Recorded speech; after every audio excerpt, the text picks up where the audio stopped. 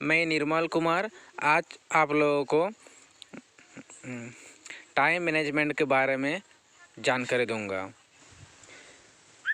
प्यारे बच्चों, बचपन से हमें यह सिखाया जाता है टाइम इज मनी। शायद टीचर के डर से इसे रट भी लिया था, लेकिन इससे ज़िंदगी में अपनाया कितने लोगों ने। आज के इस टॉपिक में हम समय प्रबंधन यानी टाइम मैनेजमेंट के बारे में जानकारी देंगे। आप सभी लोगों के आसपास बहुत से ऐसे लोग होंगे जो अपने कार्य को पूरा करने के लिए पूरे दिन रात मेहनत करते हैं।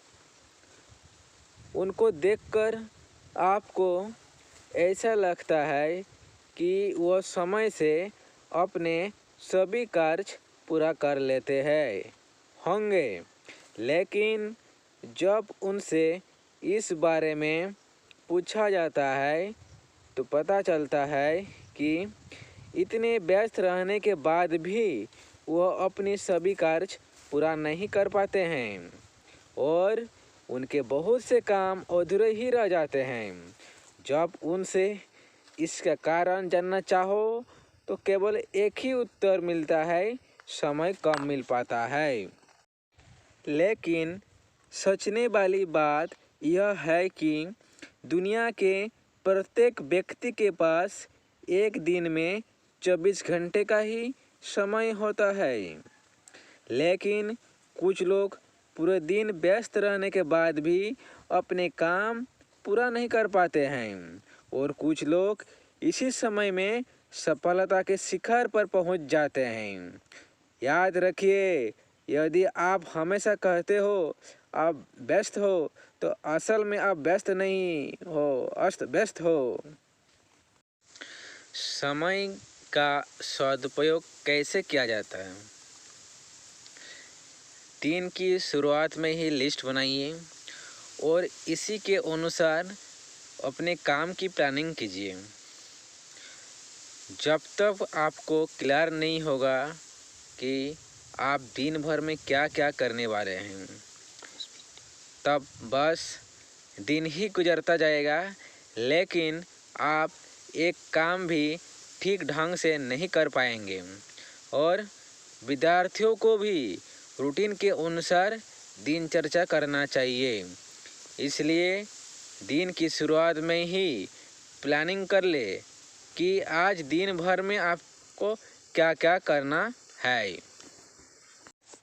काम की प्राथमिकताएं तय कीजिए।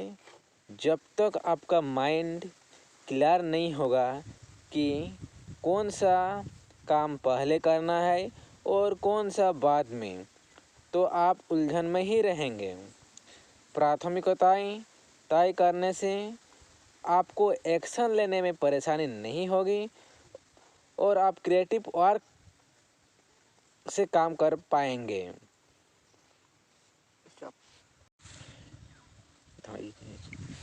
इंटरनेट, ईमेल, यूट्यूब, ट्विटर आकर हमारे समय का काफ़ी बचत हुआ है। अगर आपको किसी से दूर बैठे व्यक्ति से बात करना है तो आप सेकंडों में बात कर सकते हैं। यह सब संचार क्रांति का ही देन है। बहुत सारा काम भी एक साथ हम लोग कर सकते हैं घर बैठे, लेकिन इससे हमारे समय पर काफ़ी दबाव में वृद्धि हुआ। एक कहावत है, समय और समंदर के लहरें किसी को अपेक्षा नहीं करते हैं। इसलिए किसी स्टूडेंट साल भर अध्ययन के बाद भी उत्तीर्ण नहीं कर पाता है और कोई उत्तीर्ण कर जाता है। यानी जो समय का सदुपयोग किया उसने उत्तीर्ण किया और जो समय का सदुपयोग नहीं किया वो अनुत्तीर्ण किया। इस प्रकार समय उपयुक्त ढंग से उपयोग करना अत्यंत महत्वपूर्ण है।